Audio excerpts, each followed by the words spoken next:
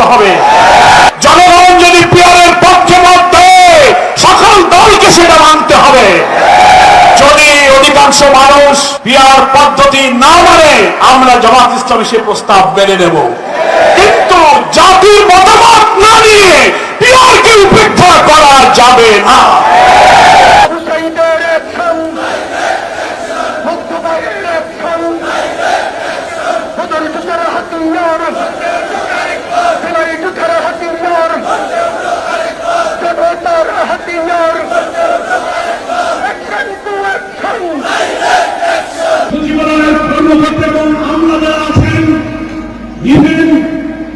আমাদের অন্তর্বর্তীকালীন সরকারি উপদেষ্টাদের মধ্য থেকে অনেকের ভূমিকা এখনো জাতির সামনে প্রশ্নবিদ্ধ। অবিলম্বে পিয়ারি সিস্টেম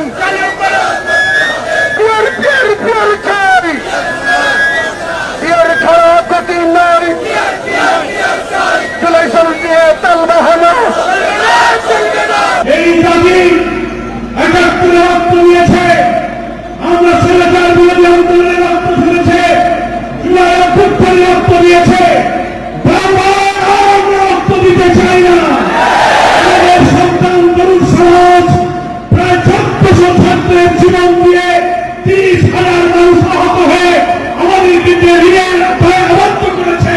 নতুন বাংলাদেশ একটি অবাধ নির্বাচনের মাধ্যমে মানবিক বাংলাদেশ তৈরি করে তাদের স্বপ্ন আমাদের পূরণ করতে হবে।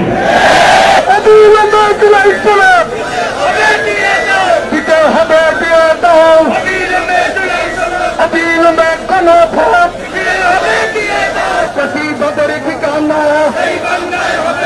প্রশাসনের আস্তানা,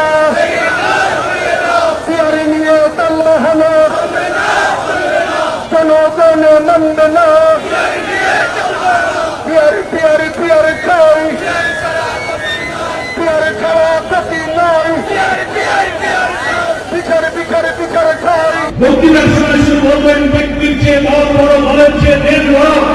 আর যখন দেশের স্বার্থে যখন কোন ত্যাগ, কোন ছাড় এবং কোন বিষয় ঐক্যমতের প্রশ্ন আসে, তখন দলেরা নিজের স্বার্থকে বড় করে দেখলে বক্তৃতার সাথে নিজের কথার মাত্রা দেখতে মিল হবে।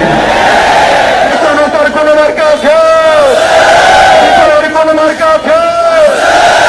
মুক্তিকামীর কোন মার্কা আছে? ওই নাইন কাপের কোন মার্কা আছে? ওই জনতার কোন মার্কা আছে?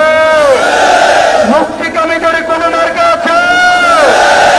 ওই সেই মার্কা বিপ্লবীদের, জুলাই যোদ্ধার, জনতার, শহীদের, গাজীদের, ঢাকাবাসীর, বাংলাদেশের অনেক আছে গ্রামগঞ্জে একই রোগ, একই সুর। আমরা এখনো নিয়মতান্ত্রিক আন্দোলন করছি।